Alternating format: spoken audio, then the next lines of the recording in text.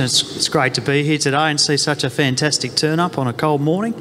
So I actually claim to be a semi-local. I did my study through University of New England and then spent a couple of years with US Department of Agriculture as a ruminant nutritionist over there, and then I came back to Australia and took a meat science animal production role with Victorian Department of Primary Industries down at Sneeds Road in Werribee. So worked there for quite a long time, and so a lot of the Vic DPI folk are familiar to me. And anyway, in with MLA now, and my role is really oversight and management of how MLA invests your levy money in R&D to get the best bang for your buck for improving productivity and profitability and just the sustainability of your industry. So I'll give you a bit of an overview of that today. So first of all, I just wanted to show you the membership of MLA. So who here sells lambs? Just hands in the air. So you all pay a levy. Who here is a member of MLA? Right. So everybody that sells an animal and pays a levy can be a member of MLA. It costs you nothing.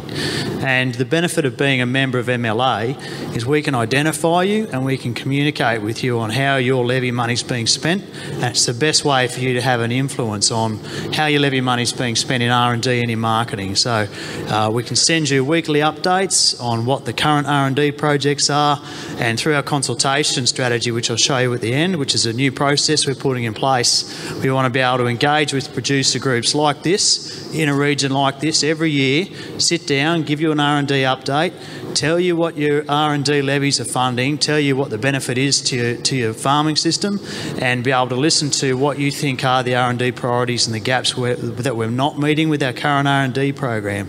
So give you a two-way link to MLA.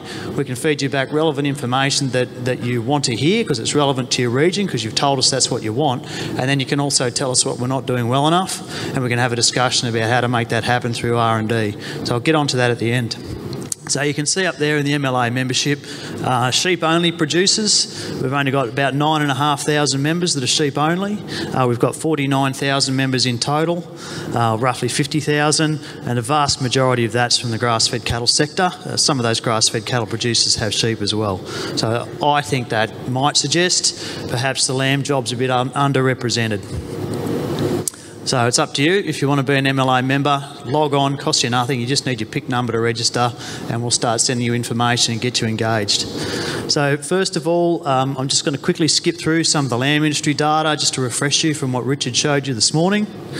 So as Richard said, the national lamb turn-off is continuing to grow. So we're going to reach a peak or a record of about 22 million lambs this year. So that's the most we've ever turned off.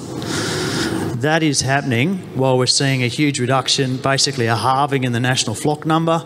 And then there's that graph again. You can see the percentage of turn-off as a percentage of the total flock is going up. It's currently at about 50%. It can get up to 70%. So we've still got room to improve there. And that transition there is, we're not holding wethers as long, so most of the wool production is now from the ewe-base, and that ewe-base is producing lambs. So the lambs are going into the market.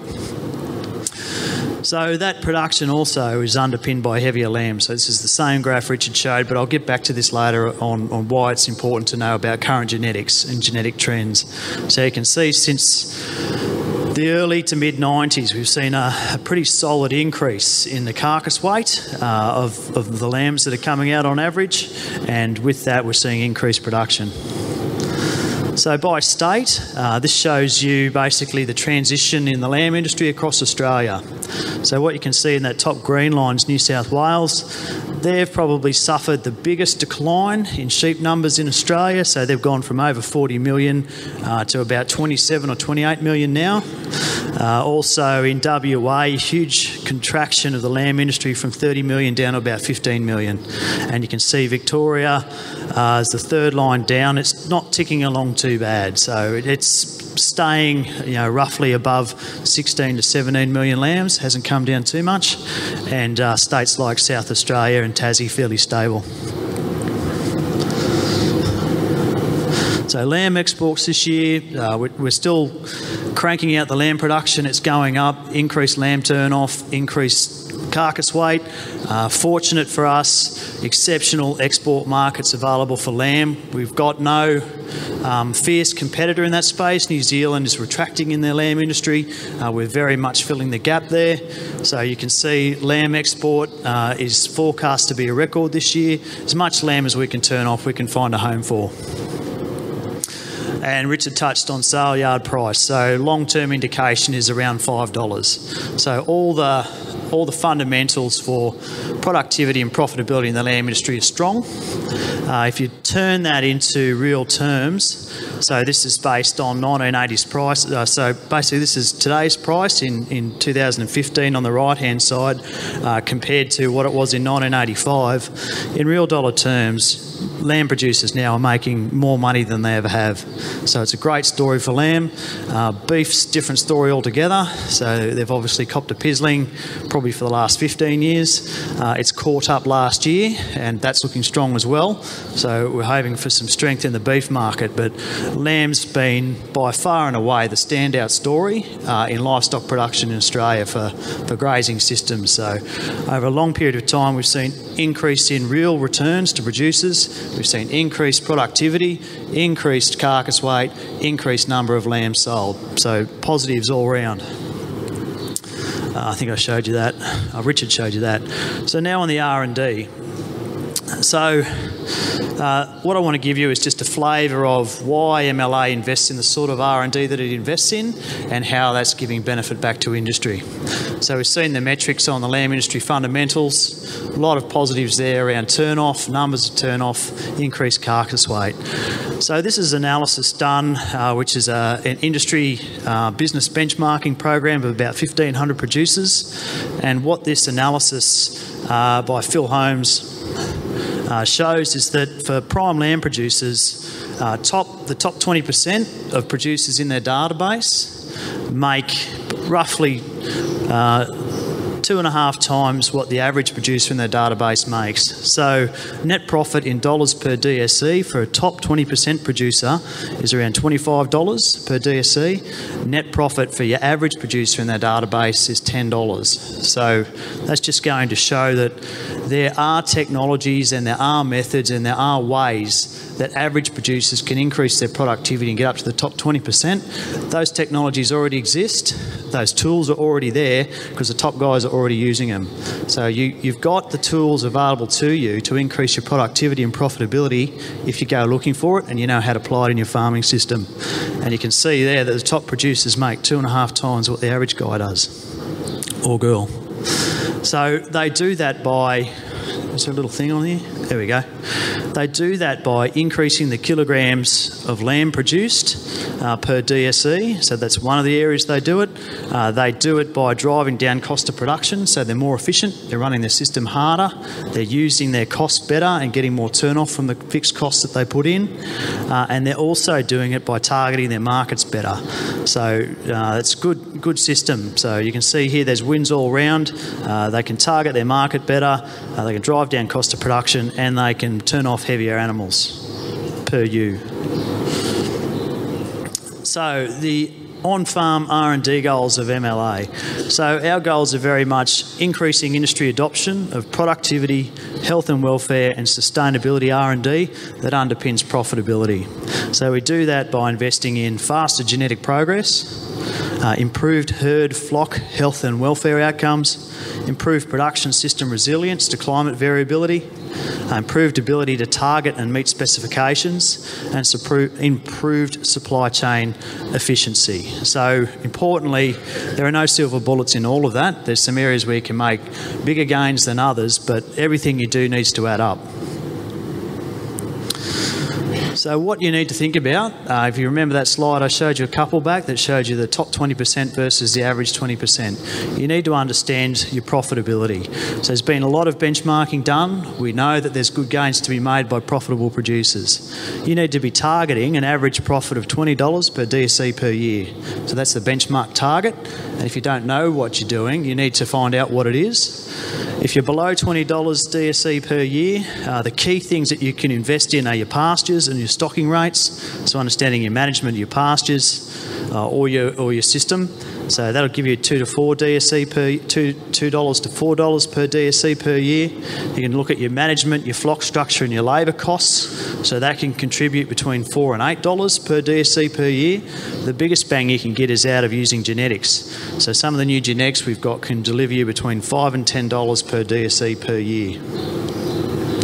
So this is a summary of an independent analysis that's been done of the investment in genetics R&D for the last 10 years. So this is the MLA Genetics RDE investment, and roughly half of this money has been MLA investment, and half has been our co-investment partners, so our state research departments, CSIRO, universities, AGBU, etc., breed societies. So over 10 years we've invested together roughly $30 million a year, and it's actually gone off the side, but so we've invested roughly $300 million over a 10-year period just in genetics R&D, but that's delivered over $1 billion in net benefits back to producers over that time frame. And by far and away, the biggest benefit that we've got has come from the sheep industry, in particular the prime lamb industry. So the gross benefit for our $130 million investment in sheep, so $13 million a year combined in genetic investment, gives us $767 million, or a net benefit of $658 million. So huge return on investment in our genetics R&D. There we go. So why do we do that? So there's many things that influence an animal's performance. So the feed that it's sticking down its neck, the age of the animal obviously, whether it's a single or a twin, has a huge impact. The dam age, so the age of the ewe that animal's coming out of, disease and parasite burden that animal's going to experience, and also the genes. So the genes are probably the only thing that you can control in that whole system that you know you've put into that animal, and they're going to stay the same for the term of that animal's life. And genes are important for different traits. So something like a fleece trait, if you're a wool producer, genes are the fleece traits are highly heritable. So they're very much dependent on the genes you put into your animals. So what ram you buy determines your fleece traits. Environment has an impact, yes it does, but it's primarily driven by the genetics that you're putting in.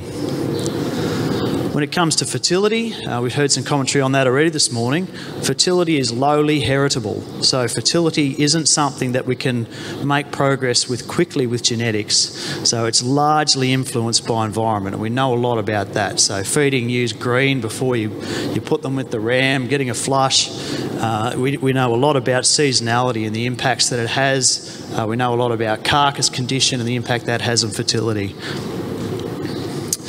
Now, carcass traits are generally in the middle, so we would call them moderately heritable. So lamb production, fat, lean meat yield, muscle, they're all moderately heritable. You can make good progress with those with genetics, but not as good as wool. The important thing with genetics is we've got probably the world-leading resource in objective measurement of genetics for your animals. So if you're a sheep producer and you're buying rams, we've got a whole range of traits that are recorded. These are objective measurements, so they're actually measurements on that ram's progeny that can give us good objective data on how that ram's going to perform in your situation. And those measurements are correlated over several generations from progeny of those rams and his brothers that are spread across the countryside. So we've got a good, robust understanding of how that ram's genetics are going to work in your production system. To find out about those genetics, we've got two systems. There's basically lamb plan. So those genetics are called Australian Standard Breeding Values, and you can select animals based on their ranking for genetics through Australian Standard Breeding Values. For terminal size, you can do that through lamb plan, and for merinos, you can do that through Merino Select. So if you get onto the Sheep Genetics website, or you get onto Google, type in lamb plan or type in Merino Select if you're a fleece producer, you can start to pull up individuals that have objective measurements on that ram's performance, and then you can start to select a ram based on the traits you're interested in. So this is a couple that I want to highlight for you. So if you're a terminal sire, you're a lamb producer, fundamentally, you want to turn off prime lambs. You might want to start with something like an index, which is a summary of all the important carcass traits rolled up into one package. So you can use something like the Carcass Plus Index or the Lamb 2020 Index, and starting to select animals that can bring you forward and you understand what the genetics of that animal is for your flock. If you're a merino producer, you can look at a whole range of different traits, and perhaps in this region you might be after some dual purpose traits. So you want a good wool producing animal with positive wool traits, and you want a positive carcass trait with that as well for your lambs.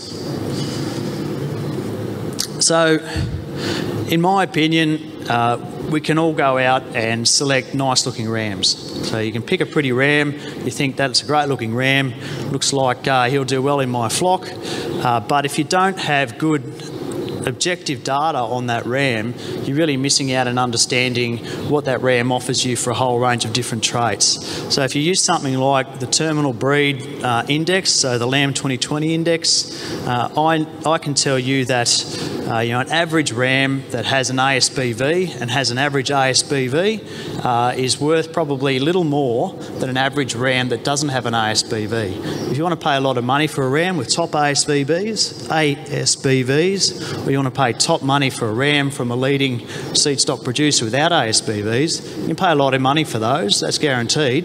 But if you just want to pick a Joe average ram with ASBVs, you can pay Joe average money for him. And if you're doing that, you're using the genetic progress of industry. So the average ram that you're buying from an ASBV provider, or a stud that's providing ASBVs with their rams, is going ahead at roughly 50 cents per year you joined. So that's going to take, if you're just buying average rams and you're buying them at average ASBVs, you're always going to improve your genetic base. And if you haven't done it before and you're going to introduce ASBVs into your flock, you're going to make a huge jump the first time you do it, and then you're going to make incremental change after that. So that's probably my message is, if you're not using ASBVs in your rams, probably not going to cost you a lot more to buy rams with ASBVs, but you're buying a known product, you're going to know how it's going to perform in your system, and it's going to take you ahead every single year. So the genetics industry is making progress. If you're buying average rams, you're going to be dragged along in their progress. So who benefits from improved genetics? So if you start using, so you as a breeder, you're producing lambs. If you start using genetics for lambing ease, fertility, maternal and fleece traits for your ewes, you're selecting those rams also to give you good lambs, so low birth weights but good growth, good muscle, good fat. You're going to get paid for that when you send those to the market or to the processor, and you're going to get paid in that through the ease of managing those ewes that come from those rams in your flock. The processor is going to get some benefit from that as well. He's going to get increased carcass weight, increased muscle and increased fat. So that's great. That's what a supply chain should do. Everybody should profit. But the only thing that you can guarantee that can influence that outcome is your ram selection decision. So if you're not buying rams that you know that these traits are going in the right direction for your production system, you've got no control over that. You're just buying randomness. So I would suggest to you that the profitability of that whole supply chain is really determined by the genetics you pick as a producer to put into your ewes. Right, so the next thing I want to tell you about switching gears from genetics is just to touch on some of the welfare work that we do. And I don't want to beat this up too much, but it's just a nice little example of the sort of R&D that MLA does. So this is a product called Numbnuts, and it's fairly self-explanatory. So this is a guy from Scotland. He came over from the Morden Research Institute, and he had a great idea. He said, look, I've got this elastrator device, and it's got this little local anaesthetic syringe on the top that you just hit with your finger, and I want to see if we can use that as a way of taking pain out of the equation when we're putting these rings on lambs. So you can see this is the typical response. You stick a ring on a lamb, and it rolls around on the ground in agony. And you can see his mate here who's had the Numbnuts device, and his other mates here, they're just standing around like nothing's going on. So the beauty of this numbnuts device is it's got the little local anaesthetic syringe that's actually mounted onto the elastrator device. So when you put the ring on, it gives a shot of anaesthetic, and within 30 seconds that tissue is totally numbed. So it takes pain out of the equation for the animal. So you can see here, if you don't use anaesthetic, yes, you get a lot of pain behaviours. If you use anaesthetic, even at small doses, you can totally take out those pain-associated behaviours. So that's just a really nice little study that just demonstrates the way that MLA also does its R&D. So these guys came over from Scotland, had a good idea. They weren't after a lot of money, they just really wanted proof of concept. So we said, yep, we'll agree. We did this work with the Morden Research Institute and with CSIRO up in Armidale. Turns out it's very, very effective. And the other thing is, if you're doing this on really young lambs, we're going to do a follow-up study on really young lambs to see if you do this, does it stop mismothering? Do they get back on quicker? Does it save any production hit around the processing? So really trying to see if there's a benefit, not only in welfare, but a production benefit to lamb production and lamb growth early on in life to set them up to achieve later on. So the next phase of this is we're just about to go into a commercial trial. So this is Richard Norton spoke about the MLA donor company. At that stage, we're not going to use levy funds anymore to fund this R&D. If a private partner wants to commercialise this with us, we can take their money and invest it through the donor company, which is a separate pool of government funds that allows us to commercialise a product like this for industry. So some of the feed-based R&D that we do, so it's the other big lever that you've got as a producer if you want to lift your profitability. So MLA is a key partner in Evergraze, and Evergraze has sort of been done and dusted, but it was a fantastic program. Total economic benefits from Evergraze are estimated to be more than $300 million, 200,000 hectares of new pasture sown, and a lot of work done through this region and to the south of here. Rotational grazing, increasing lucerne to up to 40% of the farm has got a key production outcome for lamb production. It's probably not as big an issue here because I'm sure you've got surplus grain that you can shove down their throats, but probably one of the biggest benefits that we've had for the national lamb industry is our investment with SARDI, South Australian Research Development Institute. They've got a huge breeding program in lucerne, have had for a long time. MLA has been investing with them for ages. They now have varieties that have improved yield by about 10%, and those varieties occupy about 15% of the lucerne market. So that's some of the work that MLA would invest in from a pasture-based perspective. This is a nice new little result that's sheep relevant. So we've just finished a large program of work, and this gets us into our climate change work. We've done work over the last 3 years on strategies to reduce methane production from ruminants. And fundamentally that's been around, yes, addressing the carbon footprint of industry, but it's also around understanding that methane that cattle and sheep burp out is basically lost energy from a system.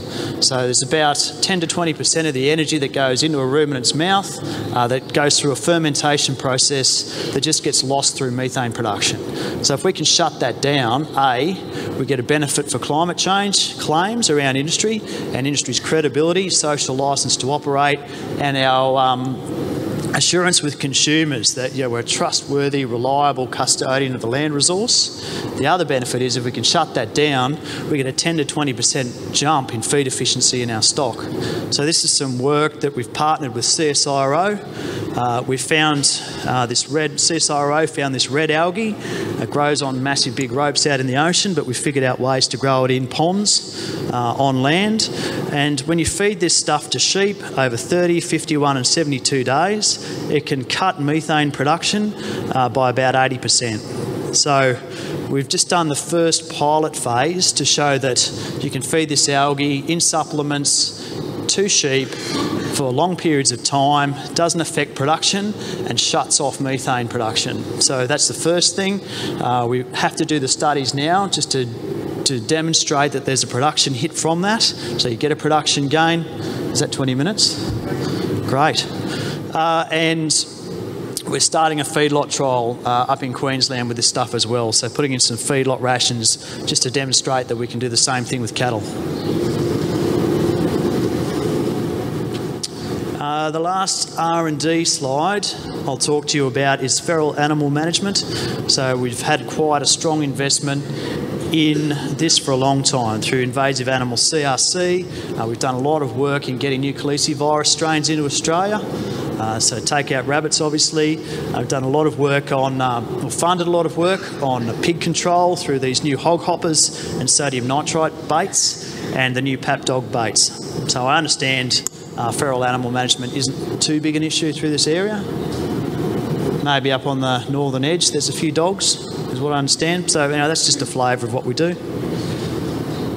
The last thing I want to talk to you about was our regional producer consultation model. So as I said before, if you pay a levy, the government's taking money off you to fund R&D and to fund marketing. And if you're not a member of MLA, then it's hard for you to know where that money is being spent to your advantage, and it's hard for you to have input into where that money should be spent. So we're setting up, this is in response to the Senate inquiry, the strong feedback that MLA isn't consultative, isn't open, isn't transparent. So this is a deliberate response to that, to say that, we get that message. What we're looking to do now is set up a whole of industry consultation strategy where we're setting up 20 producer groups across Australia. So there'll be 11 in the north, 10 in the south, and those 11 producer groups will seek to meet with those twice a year to have a day like this where we share R&D updates, we get feedback on what the regional priorities are, and we can lead you into what are the products and the tools that might be of relevance to your region and your production systems. And on the back of that, we want to sit down with you and say, look, this is MLA's R&D, this is our sheet, you tell us what's relevant to your region and what we're not investing in at the moment and where we need to start to move the money. So that's the concept of this model, and we want to be able to sit down with producer groups like this, with R&D providers in the room, so we can have a two-way discussion around this is the real issue, this is the researchable question, and this is actually what research can deliver. Maybe research isn't ready for that area yet, but maybe we can identify something that we're really primed for and we can take advantage of. So as I said, there'll be a Northern Committee. So this Northern Committee, or Northern Australian Beef Research Committee, will have 11 producer group regions underneath it. These already exist. For the South, we'll have a Southern Australian Meat Research Council. So that will be made up of 7 southern regions. So you can see we're not fixed exactly on what these regions are, but they may look something like this. So perhaps one that might just pick up the rangelands of Western New South Wales and South Australia, one that probably picks up the more arid areas of South Australia and strays into this territory through the brown here, a couple of high rainfall zones through central, southern and Tasmania in Victoria, and then probably a north-south and then a more coastal temperate band within New South Wales. So we're looking to set up these 7 southern regional panels that'll be producer-based, so hopefully between 10 and 20 producers, and we would aim to get 10 producers together at a time to provide advice to MLA on what its R&D priorities for your region should be. What we would do is then we'd have the chairs of those southern committees, those 7 southern committees meet to become the South Australian Meat Research Council, and that council will be charged with driving MLA's southern investment priorities. So I guess the call out here is for you guys to get involved through Birchip Cropping Group, through your farmer groups, through representing yourselves as individuals on these MLA regional producer panels. And if you want to have a say around how your levy's spent, how we invested in R&D, that's your mechanism. So we haven't had that before. We're just starting it this year. We'll be looking to have regional producer group meetings established, or regional producer chairs in place and established by the end of this month. Those chairs will meet as SAMRAC, the South Australian Meat Research Council, by the end of this month, and then we'll be looking to plan out regional producer forums like this, but for the purpose of giving you updates on MLA R&D in a bit more detail than I have today, and making that update more regionally relevant, getting the feedback from you as to what you think MLA should be investing in and what we shouldn't be investing in, and then taking that information up for the whole of the southern industry to come up with a southern investment portfolio. A round of applause for Matt, please.